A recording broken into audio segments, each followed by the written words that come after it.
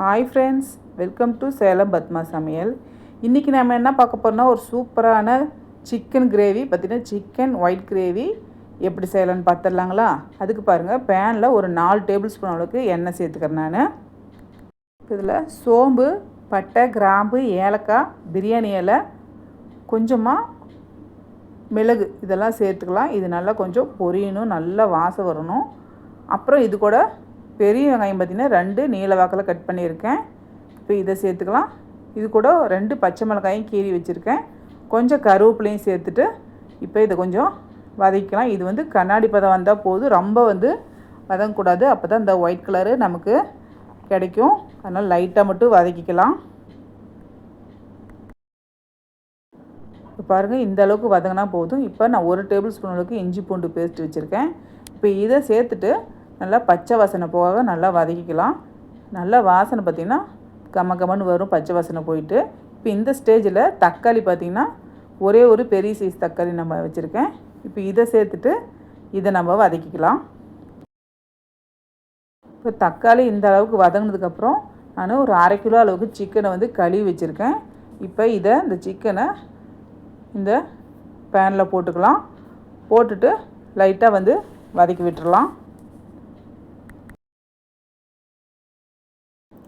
இப்போ சிக்கன் பாருங்கள் ஓரளவுக்கு கலர் மாறிச்சு நம்ம வதக்கினதுக்கப்புறம். இப்போ இது கூட கொஞ்சமாக ஃப்ரெஷ்ஷாக இருக்கிற மல்லித்தலையும் புதினா தலையும் சேர்த்துக்கலாம். இப்போ இதை சேர்த்துட்டு இதை ஒரு 2 நிமிஷம் அப்படியே இதை சிக்கனோடு சேர்த்து வதக்கிக்கலாம். இப்போ இது கூட நான் 1 டேபிள் ஸ்பூன் அளவுக்கு கொத்தமல்லி தூள் வச்சுருக்கேன், அதை சேர்த்துக்கலாம்.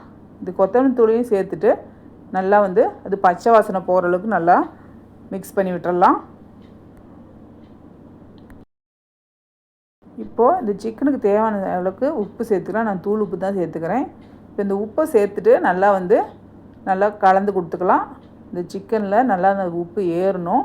இப்போ நல்லா மிக்ஸ் பண்ணி விட்டுட்டு இப்போ இதில் தயிர் சேர்த்துக்கலாம். ஒரு 3 டேபிள் ஸ்பூன் அளவுக்கு தயிர் வச்சுருக்கேன். இப்போ இதையும் சேர்த்துட்டு நல்லா மிக்ஸ் பண்ணிக்கலாம். இப்போ நம்ம தயிர் சேர்த்து வதக்கும் போது பார்த்திங்கன்னா நல்லா ஜூஸியாக இருக்கும். இப்போ தண்ணி தேவையான அளவுக்கு சேர்த்துக்கலாம்.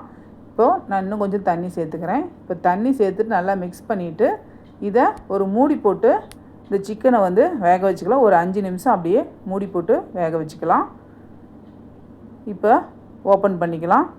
இப்போ பாருங்கள், சிக்கனு ஓரளவுக்கு வெந்துருச்சு. இப்போ இதில் தேங்காய் பேஸ்ட் சேர்க்கணும். தேங்காயில் பார்த்திங்கன்னா நான் ஒரு 1/2 மூடி அளவுக்கு தேங்காய் எடுத்துகிட்டு இது கூட பச்சை மிளகாய், கொஞ்சமாக முந்திரி பருப்பு, கசகசா இது நல்லா ஊற வச்சுட்டு இது தேங்காயை நல்லா நைஸாக நெகு அரைச்சி இப்போ இந்த சிக்கனோட சேர்த்துக்கலாம். சேர்த்துட்டு நல்லா கலந்து விட்டுக்கலாம். இப்போ இது கூட இப்போ மிக்ஸி கழுவுன தண்ணி கொஞ்சமாக மட்டும் நான் கழுவிட்டு சேர்த்துட்டு இப்போ இது நல்லா கலந்து கொடுத்துக்கலாம். இப்போ இந்த கிரேவி பார்த்திங்கன்னா நல்லா ஓரளவுக்கு திக்னஸ்ஸு கரெக்டாக இருக்கும். உங்களுக்கு அதுக்கு தகுந்த மாதிரி நீங்கள் சேர்த்துக்கோங்க. தேங்காயும் முந்திரி பருப்பும் நீங்கள் அதுக்கு தகுந்த மாதிரி சேர்த்துக்கிட்டிங்கன்னா இதுக்கு பச்சை மிளகாய் 4 சேர்த்துக்கிட்டேன் நான். உங்கள் காரத்துக்கு தகுந்த மாதிரி சேர்த்துக்கோங்க. ஃபுல்லாக நம்ம இதுக்கு காரம் பச்சை மிளகாய் தான், வேறு எதுவும் மசாலா பொருள்லாம் நம்ம சேர்க்கலை. இப்போ இது மறுபடியும் மூடி வச்சு ஒரு 5 நிமிஷம் கொதிக்க வச்சுக்கலாம். நல்லா தளன்னு பாருங்கள், இப்போ கொதிக்குது. இப்போ ஓப்பன் பண்ணிக்கலாம். பாருங்கள், நல்லா கமன்னு இருக்கும். இது பார்த்திங்கன்னா ஆப்பத்துக்கு இடியாப்பத்துக்குலாம் செம்ம டேஸ்ட்டாக இருக்குங்க. சிக்கனோடு சாப்பிடும்போது நல்லாயிருக்கும். இப்போ மறுபடியும் நல்லா கலந்து விட்டுக்கலாம். இப்போ ஸ்டவ்வை ஆஃப் பண்ணிடலாம். ஆஃப் பண்ணுறதுக்கு முன்னாடி நான் மேலே கொஞ்சமாக மல்லித்தலையை தூவிடுறேன். இப்போ இதுக்கு மேலே 1 ஸ்பூன் அளவுக்கு மிளகுத்தூளை மட்டும் தூவிட்டு நம்ம சர்வ் பண்ணால் சும்மா டேஸ்ட்டாக நமக்கு சிக்கன் வெள்ளை குருமா ரெடிங்க. இந்த வீடியோ உங்களுக்கு பிடிச்சிருந்தாக்கா லைக் பண்ணுங்கள், ஷேர் பண்ணுங்கள், கமெண்ட் பண்ணுங்கள்.